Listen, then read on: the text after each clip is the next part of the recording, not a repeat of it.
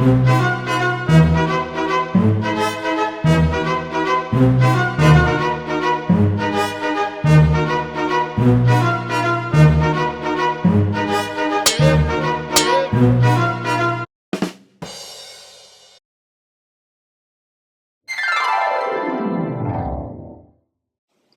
To our channel my supervise के study bytes में हमने principles of English teaching, methods, approaches सब पर बहुत सारे वीडियोस बनाए हैं, तो आप हमारे चैनल की प्लेलिस्ट में जाकर देख लीजिए। ये एक टॉपिक बचा था रेमेडियल टीचिंग, तो इसको भी हम बनाने जा रहे हैं। पर आपसे रिक्वेस्ट है कि आप पहले सारे के सारे वीडियोस देखिए, समझिए, नोट्स बनाइए, और ये भी एक इम्पॉर्टेंट टॉपिक है, तो हम इसको भी आज कवर कर लेंगे। तो इस तरह से आपका पूरी तरह से सिलेबस रीड का कंप्लीट हो जाएगा। रेमेडियल टीचिंग, उपचारात्मक शिक्षण। रेमेडी माने कोई एक ऐसा तरीका खोजना जिससे हर स्टूडेंट को फायदा हो। अब कई तरह के स्टूडेंट्स होते हैं एक क्लास में, सारे स्टूडेंट्स बहुत होशियार नहीं होते, हर तरह की कैपेसिटी होती है लर्निंग की। ज़रूरी नहीं है कि हर बच्चे को जो सिखाया जाए वो हर बच्चा सीख जाए, मतलब क्लास में जो भी टीचर ने सिखाया हर बच्चा एक ही बार में ग्रास्प कर ले। सबका पोटेंशियल डिफरेंट होता है। तो यानी कि teaching which helps to teach the weak students according to their needs.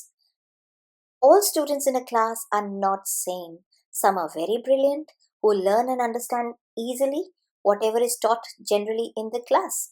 There are some students who cannot cope up to the teachings in a class and lag behind. They either fail or get very less marks in the test. वही बात है जो मैंने अभी कही कि सारे बच्चे एक से नहीं होते, सारे स्टूडेंट्स नहीं होते एक से। तो जो भी पढ़ाया जा रहा है तो कुछ तो फटाफट सीख लेते हैं, पर कुछ बहुत पीछे छूट जाते हैं, उनको समझ में नहीं आता, उनकी अंडरस्टैंडिंग भी थोड़ी कम होती है, उनका अटेंशन भी कम होता है। तो क्या होता है कि उनको मार्क्स कम मिलते हैं एग्जाम्स में, तो धीरे धीरे फिर ऐसा लगता है ओ ये तो मंदबुद्धि बच्चा है, और ये तो याद ही नहीं कर सकता, ये तो पढ़ाई में बहुत कमज़ोर है। तो इस तरह से वो क्लास में पीछे छूट जाता है। तो ऐसे ही बच्चों को पहचान कर उनके लिए कुछ रेमेडीज, कुछ इस तरह की टीचिंग डेवलप करनी चाहिए कि वो बच्चे भी ऐसे मेथड के द्वारा उतना ही अच्छी तरह से सीख सकें, समझ सकें और नॉलेज प्राप्त कर सकें जिस तरह से दूसरे अन्य बच्चे करते हैं। तो देखिए, for such weak students teaching strategies are reformed and remade according to their needs. अब ऐसे वीक बच्चों के लिए कुछ टीचिंग स्ट्रेटजीज को रिफॉर्म किया जाएगा, वापस से बनाया जाएगा, उनकी नीड्स के हिसाब से, उनको क्या चाहिए, कैसे चाहिए, उस हिसाब से कुछ स्ट्रेटजीज बनानी होंगी। तो सबसे पहले देखते हैं 4 स्टेजेस होती हैं इस प्रोग्राम की। First, a general test given to all the students in a class to know about their learning. सबसे पहले एक टेस्ट दीजिए पूरी क्लास को, ये देखने के लिए कि उनको कितना आता है। Second, those students are selected for remedial teaching who either fail or get less marks. अब उन बच्चों को चुनिए उसमें से जो पास नहीं हो पाए हैं और या फिर जिनके बहुत कम नंबर आते हैं। Third, these students are now taught on the basis of their individual needs with the help of remedial teaching. अब इन बच्चों की कमियों को पहचान कर उनके साथ उस मेथड का प्रयोग करिए जिसकी मदद से वो ये सब अच्छे से सीखें। Fourth, after the remedial teaching sessions, these students are evaluated through another test in order to see their progress and to judge the efficiency of remedial teaching methods. अब देखिए, जब पढ़ा दिया, रेमेडियल टीचिंग कर दी, उसके बाद फिर एक और टेस्ट लेना चाहिए, ये देखने के लिए कि जो रेमेडियल टीचिंग करी है उसका कितना असर बच्चों में आया है, उन्होंने इस रेमेडियल टीचिंग के थ्रू कितना सीखा है, उनकी क्या प्रोग्रेस हुई है, और क्या ये रेमेडियल टीचिंग एफिशिएंट है, क्या इसको आगे भी यूज़ करना चाहिए। अगर बच्चे फिर भी फेल होते हैं तो फिर ये सारे टीचिंग मेथड्स बेकार हैं, और बच्चे अगर सीख जाते हैं उसी तरह से जैसे कि अन्य बच्चे सीखे थे, अन्य स्टूडेंट सीखे थे, तो फिर इसका मतलब है कि ये कारगर है ये रेमेडियल टीचिंग मेथड्स, तो इनको आगे भी इसी तरह से इस्तेमाल किया जा सकता है। तो इस तरह से ये 4 स्टेजेस हैं। पहले टेस्ट लीजिए, पहचानिए कि वो बच्चे कौन से हैं, फिर उन पर टीचिंग मेथडोलॉजी यूज़ करिए और उसके बाद में वापस से टेस्ट लीजिए और देखिए कि वो मेथड कारगर है कि नहीं, सक्सेसफुल है कि नहीं, एफिशिएंट है कि नहीं। अब देखते हैं learning difficulties in a student. जो वीक स्टूडेंट है उनको क्यों नहीं लर्न होता है, उनकी क्या डिफिकल्टीज हैं। तो सबसे बड़ी बात है लैक ऑफ लर्निंग मोटिवेशन। उनको ज़रूरत ही महसूस नहीं होती, उनको पढ़ाई बहुत ही बोरिंग लगती है शुरू से ही। उनका परसेप्शन होता है कि पढ़ाई मतलब ओहो बहुत बोरिंग काम, इससे तो अच्छा खेलो। उनको इंटरेस्ट अलग चीज़ों में होता है दूसरी में, पर उनको लर्निंग में कोई मोटिवेशन नहीं होता है। फिर देखिए कंसंट्रेशन भी उनका नहीं बैठता है, वो बहुत इजीली डिस्ट्रैक्ट हो जाते हैं। फिर उनकी मेमोरी भी इतनी पुअर होती है कि वो याद भी नहीं कर पाते हैं। वो इधर-उधर ध्यान जरा भटक जाता है, वो रटते हैं, याद करने की कोशिश करते हैं, लेकिन वो उनके दिमाग में बैठ नहीं पाता है, तो उनकी मेमोरी भी मतलब उनको याद बहुत कठिनाई से होता है। उनकी अंडरस्टैंडिंग इस तरह से वीक होती चली जाती है, उनको कोई कॉम्प्रिहेंसिव पावर नहीं रहता अंडरस्टैंडिंग का, समझ ही नहीं आता उन्हें। क्यों? और उनका फिर सेल्फ कॉन्फिडेंस भी कम होता है कि उन्हें लगता है हम तो बहुत कमज़ोर हैं, शुरू से हमें तो कम नंबर आते हैं। टीचर्स और पेरेंट्स दोनों ही डाँटते रहते हैं कि पढ़ाई नहीं करता, समझता ही नहीं है, कम नंबर लाता है, तो उनका सेल्फ कॉन्फिडेंस और बढ़ जाता है।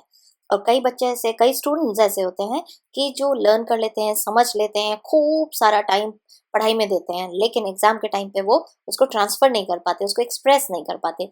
तो ये कुछ लर्निंग डिफिकल्टीज होती हैं स्टूडेंट्स में। तो देखिए इसके रेमेडियल टीचिंग स्ट्रेटजीज हम बना सकते हैं। तो एक प्रोग्राम होता है जिसको बोलते हैं आईईपी, इंडिविजुअलाइज्ड एजुकेशनल प्रोग्राम। तो एक तरह से ऐसे बच्चों को लेकर अलग से उन पर कुछ स्ट्रैटेजीज अपनाई जा सकती हैं, उनको कुछ नए तरीकों से पढ़ाया जा सकता है। तो ये इस तरह से वो जो बच्चे वीक हैं वो पढ़ सकते हैं, समझ सकते हैं। फिर पेयर सपोर्ट प्रोग्राम।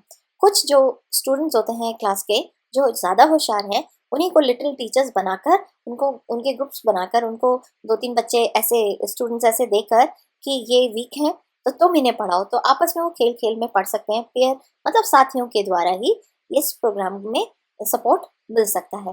फिर एक रिवॉर्ड स्कीम भी करी जा सकती है। स्टूडेंट्स को बोला जा सकता है कि हम कोई कॉम्पिटिशन रखते हैं, अगर आपने अच्छे से किया तो आपको ऐसे रिवॉर्ड मिलेगा। तो उस तरह से भी स्टूडेंट्स मोटिवेट हो सकते हैं।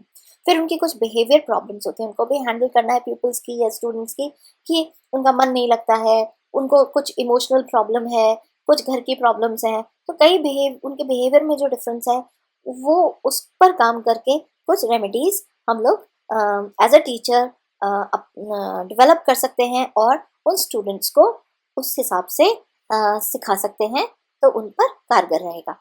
अब देखते हैं कुछ aims and objectives. To provide more comprehensive methods in teaching so that the weak students can also take interest and get motivated to learn. ऐसे कॉम्प्रिहेंसिव, ऐसे अंडरस्टैंडिंग वाले प्रोग्राम डेवलप करने चाहिए कि वीक स्टूडेंट्स को भी मज़ा आए, इंटरेस्टेड लगे, उन्हें भी ये सब इंटरेस्टेड लगे, वो मोटिवेट हो, उनको लगे कि हम भी ऐसे जो होशियार स्टूडेंट्स हैं उनके जैसे ही हैं। तो इस तरह का प्रोग्राम उनको ज़रूर हेल्प करेगा।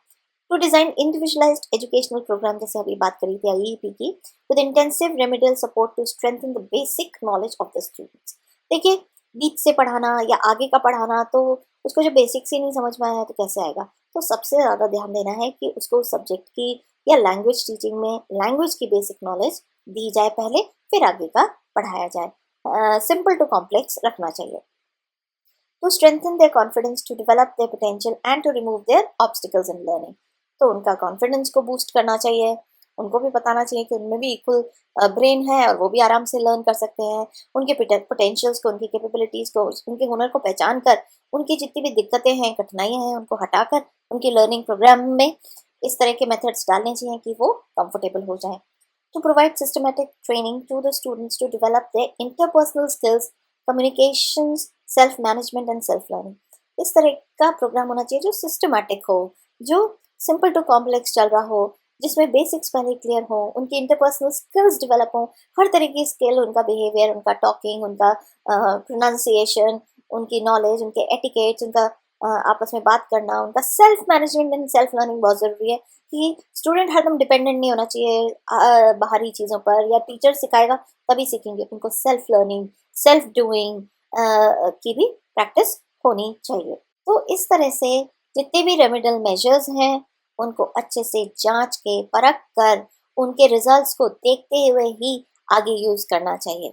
और बहुत ज़रूरी है एक टीचर को अपने स्टूडेंट्स को पहचानना, उनकी लर्निंग कैपेसिटीज़ को पहचानना, फिर उनके साथ वो मेथड्स इस्तेमाल करना जिसकी उनको ज़रूरत है। ये नहीं कि सबको एक ही तराजू में तोल दिया और सबके साथ एक सा कर दिया। सबके पोटेंशियल्स अलग होते हैं, सब इंडिविजुअल ह्यूमंस होते हैं, तो इसलिए हमें चाहिए एज अ टीचर सबकी नीड्स का ध्यान रखते हुए है और क्लास में सबको अटेंटिव करते हुए, ये नहीं कि डिस्ट्रैक्टेड है स्टूडेंट्स, फिर भी आप पढ़ाए जा रहे हैं, आपने आगे की रो को पढ़ा दिया और चले गए।